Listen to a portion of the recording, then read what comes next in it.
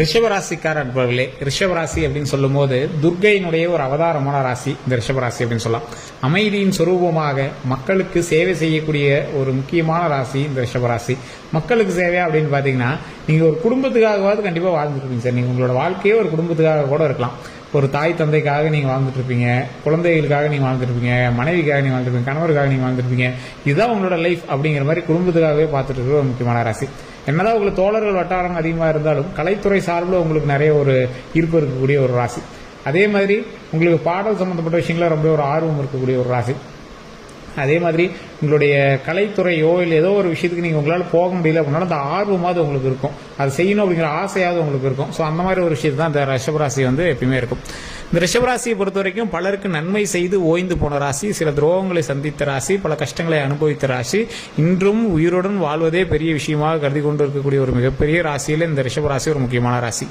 கடவுளின் மீது அதீத அன்பு இருக்குது, கடவுள் மேலே அதிகமாக பக்தி இருக்குது, இதை செய்யணும் அதை செய்யணும் எல்லாமே செய்கிறாங்க. ஆனால் என்ன அவுட்புட் கிடைக்கலையே சார், நன்மைகள் என்ன எது கிடைச்ச மாதிரி தெரியல அப்படிங்கிறவங்கலாம் வரக்கூடிய நாட்கள் மிக புனிதமான நாட்களாக நன்மையான நாட்களாக வரப்போகுதுங்க. எல்லாத்துக்கும் ஒரு கேப் கிடைக்கும், ஒரு நன்மை செய்யறதுக்கான கேப் கிடைக்கும். அந்த கேப்புக்குள்ள நீங்க ஒரு சில நன்மைகள்லாம் செஞ்சிட்டீங்க அப்படின்னா அதை அப்படியே வச்சுட்டு நம்ம மெயின்டைன் பண்ணிட்டு அடுத்து இருக்கக்கூடிய லைஃப்ல சந்தோஷமா வந்துடலாம். அந்த மாதிரி உங்களுக்கு ஒரு நல்ல ஒரு ஆப்பர்ச்சுனிட்டி கிடைக்கிறதுக்கான நேரமும் வரக்கூடிய காலங்களும் அமைய போகுது. ஸோ அதுக்கு நீங்க என்ன பண்ணணும் அப்படிங்கிறத இந்த வீடியோவில் சொல்ல போறோம். சில விஷயங்களை நீங்க பயந்துட்டே ஸ்கிப் பண்ணக்கூடிய நேரங்களும் இருக்குது. அதனால இந்த விஷயத்தை ஸ்கிப் பண்ணாம, இந்த வீடியோ ஸ்கிப் பண்ணாம ஃபர்ஸ்ட் பாருங்க, எந்தெந்த விஷயத்துல உங்களுக்கு நன்மை கிடைக்குது அப்படிங்கிறத நம்ம தெளிவாக சொல்ல போறோம். நிறைய விஷயங்களுக்கு சில பரிகார முறைகள் நான் சொல்றேன், அதை கண்டிப்பா வீட்டில் பண்ணி பாருங்க. எளிய முறையில் நீங்க அதெல்லாம் தெரிஞ்சுக்கலாம். ஸோ அதே மாதிரி முக்கியமா இது நான் ஓவரால ரிஷபராசிக்கு சொல்றேன். ரிஷபராசியில இந்தியாவில் 10 கோடி பேருக்கு மேல இருப்பான். எல்லாருக்கும் செட் ஆகுமா அப்படின்னா 90% மேல செட் ஆகும். மீதி இருக்கிற 10% ஏன் செட் ஆகாது அப்படின்னு கேட்டீங்கன்னா, அதுக்கு தான் தனிப்படையான ஜாதகம், தனி நட்சத்திரம் இருக்குது, தசாபுத்தி இருக்குது, லக்கினங்கள் இருக்குது, தனிப்படையான ஜாதகம். பக்கத்தில் இருக்கக்கூடிய உங்களோட லொகேஷனை பொறுத்து மாறும், பக்கத்தில் இருக்கக்கூடிய ஜாதகங்களை பொறுத்து உங்களுடைய விஷயங்களை எல்லாமே சரி பண்ணி சொல்லுவாங்க. ஸோ இது எல்லாம் தெரிஞ்சுக்கணும் அப்படின்னா நீங்க தனிப்படையான ஜோதிடம் பார்க்கணும். அதுக்கான கான்டாக்ட் நம்பர் டீட்டெயில் நான் கீழே கொடுத்துருக்கேன், ஃபோன் நம்பர் கொடுத்துருக்கேன். ஜஸ்ட் ஃபோன் பண்ணீங்க அப்படின்னாவே போதும். ஃபோன் பண்ணி உங்களுடைய ப்ராப்ளம் சொல்லி நீங்க என்ன அப்படின்னு கேட்டு தெரிஞ்சுக்கலாம். பிரபல ஜோதிடருடைய நம்பர் தான் கொடுத்துருக்கேன். நிறைய அரசியல் பிரமுகர்களுக்கும் இன்றைக்கு திரைப்படங்கள்ல நீங்க பார்த்து மகிழக்கூடிய மிகப்பெரிய ஸ்டார்ஸோட நிறைய பேரோட சீக்கிரம் ஜோதிடராக இவர் இருக்காரு அப்படிங்கிறதுல ஒரு மிகப்பெரிய பெருமை அப்படின்னே சொல்லலாம். அவருடைய நம்பர் கீழே கொடுத்துருக்கேன். ஜஸ்ட் கால் பண்ணி ஃபோன் மூலமாக உங்களுடைய ப்ராப்ளத்தை சொல்லி நீங்க சால்வ் பண்ணிக்கலாம். அதே மாதிரி இந்த ரிஷபராசியை பொறுத்த வரைக்கும் இப்போ ரிஷபராசியை பற்றி கன்ஃபார்மாக தெரிஞ்சுக்கலாம். ரிஷபராசிக்கு இந்த முன்னாடி விஷயங்கள் என்ன நடந்துச்சு அப்படின்னு தெரிஞ்சால் தானே வரக்கூடிய விஷயங்கள் எப்படி இருக்கு அப்படின்னு தெரியும். ஸோ ஃபர்ஸ்ட் இந்த ரிஷபராசியோட பண்பு நலன்கள். முக்கியமாக இந்த ரிஷபராசி அப்படிங்கிறது ஈர்க்கக்கூடிய ராசி. உங்களை யாராவது பார்க்குறாங்க அப்படின்னா ஏதோ ஒரு விதத்தில் நீங்கள் ஈர்த்துறீங்க. அழகுலையோ, முடியிலையோ, கலர்லையோ, ஸ்டைல்லையோ, பேசுகிற தன்மையிலையோ, பழகிற விதத்திலையோ ஏதோ ஒரு விஷயத்தில் உங்கள் மேலே ஒரு ஆர்வம் ஏற்பட்டுரும். அந்த மாதிரி ஒரு வினோதமான ராசி நீங்கள். அது மட்டும் இல்லாமல் இந்த ரிஷபராசியை பொறுத்த வரைக்கும் நிறைய பேருக்கு நன்மை செய்தே ஓய்ந்து போன ராசி. உங்களுடைய குடும்பத்தில் இருக்கிறவங்களாம் நீங்கள் ரொம்ப நிறைய நன்மை செஞ்சுருப்பீங்க. செஞ்சு கொடுக்குறோம் அப்படின்னே நீங்கள் ஃபேமிலிக்காகவே நிறைய வாழ்ந்த ஒரு காலகட்டம், நீங்கள் மக்களுக்காகவே வாழ்ந்துட்டு இருக்கிற ஒரு காலகட்டம், மக்களுக்கு இதுதான் செய்யணும், இப்படி செஞ்சே ஆகணும் அப்படின்னு செஞ்சுட்டு இருக்கிற ஒரு காலகட்டம். உங்களுக்கு அவங்க துரோகமே பண்ணியிருந்தாங்க அப்படின்னா கூப்பிட்டு சோறு போடுவீங்க. அந்த மாதிரி ராசி இந்த ரிஷபராசி. நிறைய நண்பர்கள் வட்டாரம் அதிகம், வெளியே தெரியாத நண்பர்கள் அதிகம். ஆணா இருந்தால் பெண்ணின் சகவாசம் அதிகம், பெண்ணா தான் ஆணின் சகவாசம் அதிகம்.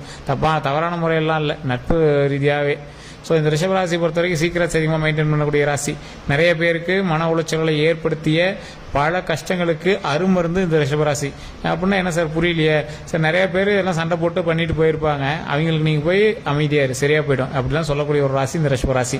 கல்வி ரீதியான விஷயங்களில் உங்களுக்கு மேலோங்கி இருக்குதா அப்படின்னு பார்த்தா சமமான நிலையில் இருக்கும். தொழில் ரீதியான விஷயங்களில் மேலோங்கி இருக்குதா அப்படின்னு பார்த்தீங்கன்னா இப்போதைக்கு கொஞ்சம் லேக் அப்படின்னு தான் சொல்லணும். ஒரு சிலருக்கு 100-80 பேர்த்துக்கு லேகு, மீதி இருக்கிற 20 பேர்த்துக்கு ஓரளவுக்கு பரவாயில்ல சார் பழசை கம்பேர் பண்ணும்போது அப்படின்னு இருப்பீங்க சார். உங்க எல்லாருக்குமே இனி வரக்கூடிய காலகட்டங்கள் ஓரளவுக்கு பொக்கிஷமான காலகட்டம்.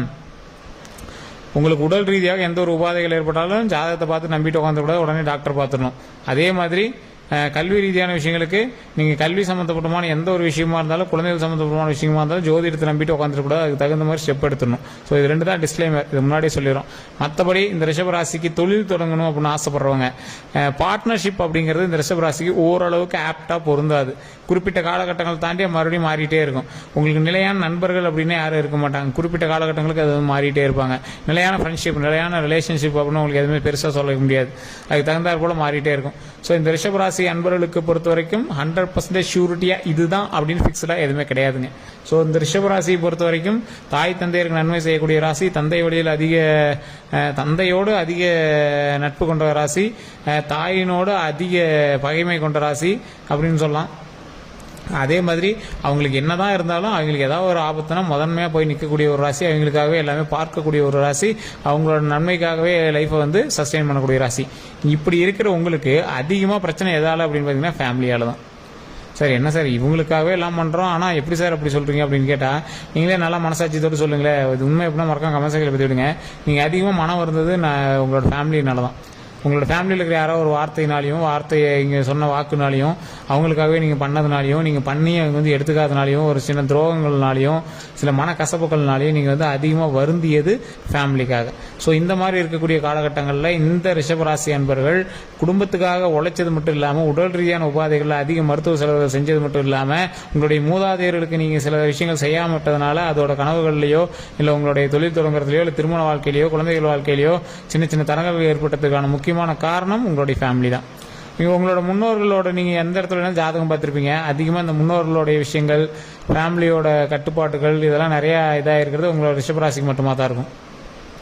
இந்த ரிஷபராசியில் இருக்கக்கூடியவர்களுக்கு நிறைய நன்மைகளும் இருக்குது, நிறைய தீமைகளும் இருக்குது வரக்கூடிய காலங்களில். ஸோ அந்த என்ன நன்மைகள் அப்படின்னு பார்த்தீங்கன்னா, தொழில் ரீதியாக தொடங்க போகிறீங்க அப்படின்னா இத்தனை நாள் இருந்த கடன் பிரச்சனைகள் தீர்வதற்கு ஒரு ஸ்டெப் எடுக்கிறதுக்கான ஒரு நன்மை வந்து உங்களுக்கு காத்துட்ருக்கு. ஸோ அந்த நன்மை மிகப்பெரிய ஒரு மாற்றத்தை கொடுத்து, நல்ல ஒரு நன்மையாக கொடுத்து, நல்ல ஒரு வாழ்க்கையை தொடங்குவதற்கு நல்ல ஒரு வழிகாட்டியாகவும் உங்களோட வந்து நிற்கிறது கடவுள் உறுதுணையாக நிற்கும். ஸோ இது வந்து ஒரு பக்கம். சரி, என்ன சார் தீமை அப்படின்னு கேட்டிங்கன்னா, சண்டை சச்சரவுகளை நீங்கள் கொஞ்சம் தவிர்த்துக்கணும். ஃபேமிலியோடையோ இல்லை வெளி வட்டாரங்கள்லையோ நீங்கள் யாருக்கோ பஞ்சாயத்துக்கு போகிறீங்க, தேவையில்லாத வாக்குவாதங்கள் ஏற்படுது அப்படின்னா அதெல்லாம் நீங்கள் வந்து தவிர்த்துக்கணும். ஸோ இதுதான் வந்து மற்ற விஷயங்களில் நீங்கள் பார்த்துருக்க வேண்டிய ஒரு விஷயம் அப்படின்னே சொல்லலாம். சரி சார், இது எல்லாமே கரெக்டாக இருக்கிறாங்க. இப்போ ரிஷபராசிக்கு அடுத்து வரக்கூடிய காலகட்டங்களில் எந்த விஷயம் செய்யலாம், எது செய்யக்கூடாது? சார் தொழில் ரீதியான விஷயங்கள் செய்யலாம். அதே மாதிரி அதிக முதலீடு போட்டு செய்கிறது ரொம்ப தப்பு. பார்ட்னர்ஷிப் போட்டு செய்கிறது ரொம்ப தப்பு. நகை சம்மந்தப்பட்ட விஷயங்கள், அதே மாதிரி லேண்ட் சம்மந்தப்பட்ட விஷயங்கள்லாம் வாங்குறீங்க அப்படின்னா அதில் ரொம்ப ரொம்ப கவனம் தேவை. இன்னைக்கு காலகட்டத்தில் உங்களுக்கு ஓரளவுக்கு பரவாயில்லையா இருக்கும். இனி வரக்கூடிய ஒரு 2-3 வருடங்கள் கழிச்சு அந்த லேண்டின் மூலமாகவோ இல்லை பார்ட்னர்ஷிப் சேர்ந்ததுனாலே மிகப்பெரிய கலவரங்கள் ஏற்படுறதுக்கான வாய்ப்புகள் இருக்குது. ஸோ அந்த மாதிரி விஷயங்கள் ரொம்ப கவனமாக இருக்கணும். திருமணத்துக்காக ஸ்டெப் எடுத்துட்டீங்கன்னா கண்டிப்பாக அமையறதுக்கான நேரம், குழந்தைகளுக்காக பார்த்துருக்கீங்க அப்படின்னா குழந்தைகள் பிறப்பதற்கான அருமையான ஒரு நேரம், லேண்டு நகை இந்த மாதிரி இந்த விஷயங்கள் வாங்குறதுக்கான நேரம். சார் நகையெல்லாம் எனக்கு என்ன விற்கிற ரேட்லயா சார் இருக்கு, எப்படி சார் வாங்குறது? சார் அமையணும் அப்படின்னு இருந்தா ஆட்டோமேட்டிக்காக அமைஞ்சிரும். விலை அதிகமாக இருக்கும்போது தான் நீங்கள் போய் நகையை எடுப்பீங்க. ஸோ அந்த மாதிரி தான் இந்த ரிஷபராசியோட மிகப்பெரிய ஒரு சாராம்சமே இருக்குது. உண்மை எப்படின்னா கமெண்ட்ஸ்கள் பதிலுங்க. எந்த விஷயம் வந்து ஹைக்கில் இருக்குதோ அப்போ தான் உங்களை போய் வாங்க வைக்கும். இது வந்து இந்த ராசியினுடைய ஒரு மிகப்பெரிய இது மட்டும் இல்லை, ஒரு 2-3 ராசிக்கு இது வந்து ஒரு மேட்ச் ஆகும். கண்டிப்பாக இது வந்து பக்காவாக செட் ஆகும். ஏன்னா அந்த நகை பீக்கில் இருக்கும்போது தான் உங்களை போய் வாங்க வைக்கும். அப்பயுமே ஓரளவுக்கு வாங்கிடுவீங்க. அதே மாதிரி பேங்க்கில் நீங்கள் போய் பேங்க்கில் நகை வைக்கிறதோ இல்லை லோன் வாங்குறதோ உங்களுக்கு கொஞ்சம் இஎம்ஐ ஓட்டிட்டு இருக்கிறதோ அது வந்து மனசுக்கு கொஞ்சம் அதிருப்தியை தந்துட்டு இருக்கும் உங்களுக்கு. அது எல்லாமே சரியாகக்கூடிய ஒரு காலகட்டம் தான் இனி உங்களுக்கு. ஸோ வாழ்க்கையில் மிகப்பெரிய வெற்றியை நோக்கி போகும்போது சின்ன சின்ன கல் முள்ளுலாம் குத்தத்தான் செய்யும். அதெல்லாம் பயந்துட்டு இது பண்ணக்கூடாது, பேக் அடிக்கவே கூடாது. அது நீங்கள் என்ன பண்ணீங்கன்னா பேக் அடிச்சிருவீங்க, இல்லைனா அதுக்கு தகுந்த மாதிரி பயந்துட்டு ஃபீல் பண்ணிட்டு உட்காந்துருப்பீங்க. அதை கொஞ்சம் சரி பண்ணிக்கோங்க. இது மாதிரி எதுக்கும் பேக் அடிக்காதீங்க, பயந்துட்டு உட்காந்துருக்காதீங்க. லைஃப் சூப்பரான வாழ்க்கை அமைஞ்சிருக்கு. அந்த சூப்பரான வாழ்க்கைக்கு நீங்க என்ன பண்ணணும், தொழில் ரீதியாக நீங்கள் என்ன பண்ணணும், வாழ்க்கையில் நீங்கள் முன்னேறுவதற்கு என்னெல்லாம் செய்யணும் அப்படிங்கிறத ஃபஸ்ட்டு மைண்டில் வச்சுக்கிட்டு வாழ்க்கையில் முன்னேறுவதற்கு அதிகமான கடன் பிரச்சனைகளை தீர்த்துக்கோங்க. உடல் ரீதியான பிரச்சனைகள் எதுவாக இருந்தாலும் டாக்டரை பார்த்து அதை சரி பண்ணிக்கோங்க. கல்வி ரீதியான விஷயங்களுக்கு மிக மிக கவனம் செலுத்தி கொஞ்சம் கல்வி ரீதியான விஷயங்கள்லாம் பார்த்து பக்குவமாக இருங்க. இடமாற்றம் ஏற்படுறதுக்கான வாய்ப்புகள் உங்களுக்கு அதிகமாக இருக்குதுங்க. ஏதாவது தொழில் பண்ணிட்டீங்க, ஒரு கம்பெனியில் வேலை பார்த்துருக்கீங்க, இல்லை ஏதாவது ஒரு இடத்துல இருக்கீங்க அப்படின்னா இடமாற்றம் ஏற்படுறதுக்கான அதிக வாய்ப்புகள் இருக்குது. புதுசாக வேலை கிடைக்கிறதுக்கான இடமும் இருக்குது, இல்லை டிரான்ஸ்ஃபரோ ஏதாவது ஒன்று கிடைக்கிறதுக்கான வாய்ப்புகள் அதிகமாக இருக்குது. ஸோ அதெல்லாம் நீங்கள் வந்து நெகட்டிவ் எடுத்துக்க வேண்டாம்.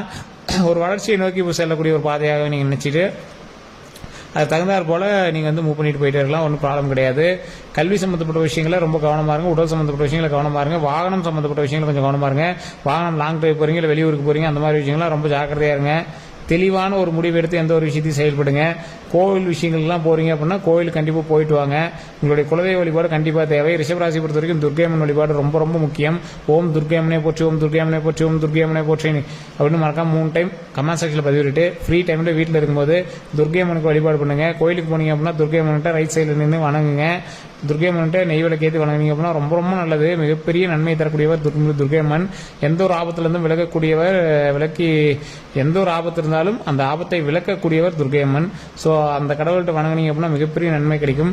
கோவிலை சுற்றி வரும்போது ஒரு சின்ன சிலை தானே சார் இருக்கு, அது என்ன சார் அவ்வளோ பவரான்னு கேட்டிங்கன்னா இருக்கிறதுலே பவர் அதுதாங்க. ராஜாக்களுடைய மிகப்பெரிய ஒரு சூழ்ச்சியில் அது ஒன்றுன்னே சொல்லலாம். ராஜாக்கள் கோயிலை சுற்றி வணங்கிட்டு வருவாங்க. வணங்கிட்டு வரும்போது மிக மிக மிக பெரிய சிலைகள், மிக மிக பெரிய சக்தி வாய்ந்த தெய்வங்கள் எல்லாத்தையுமே சின்ன வடிவில் செஞ்சு கோயிலை சுற்றி வச்சிருப்பாங்க. அதை வணங்கிட்டு தான் உள்ளே போய் வணங்குவாங்க. அதில் தான் அவ்வளோ பவர் இருக்குது அப்படிங்கிறது நிறைய பேருக்கு இன்னும் தெரியறது இல்லைங்க. பாருங்க, துர்க்கையம்மன் எவ்வளோ பெரிய அம்மன், ஆனால் கோயிலை சுற்றி வரும்போது தான் வணங்க முடியும். பிரம்மா எவ்வளோ பெரிய பிரம்மா, கோயிலை சுற்றி வரும்போது தான் வணங்க முடியும். அதே மாதிரி தட்சிணாமூர்த்தி எவ்வளோ பெரிய தட்சிணாமூர்த்தி, கோயிலை சுற்றி வரும்போது தான் வணங்க முடியும். இந்த மாதிரி முக்கியமான சில சிலைகள் எல்லாமே கோயிலை சுற்றி வரும்போது தான் வணங்குற மாதிரி தான் வச்சிருப்பாங்க. ஸோ அதை வணங்கிட்டு தான் மூலவர்கிட்ட போனோம்னா அவ்வளோ நன்மை, அதுக்காகவே தான் அதை வச்சிருப்பாங்க. ஸோ அந்த அம்மனை வணங்கினீங்க அப்படின்னா உங்களுக்கு மிகப்பெரிய நன்மை கிடைக்கிற வாய்ப்புகள் அதிகமாக இருக்கு. இந்த வீடியோவில் ஏதாவது கருத்துக்கள் சொல்லியிருந்தேன் அப்படின்னா, இந்த விஷயங்கள் உங்களுக்கு ஓகே அப்படின்னா உண்மையா அப்படின்னா உண்மை அப்படின்னு டைப் பண்ணுங்க. வேறு ஏதாவது கருத்துக்கள் இருந்தால் மறக்காம கமெண்ட் செக்ஷன் பதிவிடுங்க. இந்த வீடியோ பிடிச்சா லைக் பண்ணிக்கோங்க. உங்களோட நண்பர்களுக்கு, ரிஷபராசியில் இருக்கிற நண்பர்களுக்கு கண்டிப்பாக பகிருங்க. அதே மாதிரி இந்த வீடியோ ஃபேஸ்புக்கில் பார்க்கணும் ஃபாலோ பண்ணிக்கோங்க. யூடியூப்ல பார்க்குறீங்க அப்படின்னா சப்ஸ்கிரைப் பண்ணிட்டு பக்கத்தில் பெல் பட்டன் பிரஸ் பண்ணி அதில் ஆல் கிளிக் பண்ணிக்கோங்க. எல்லாருக்கும் நன்றி நண்பர்களே.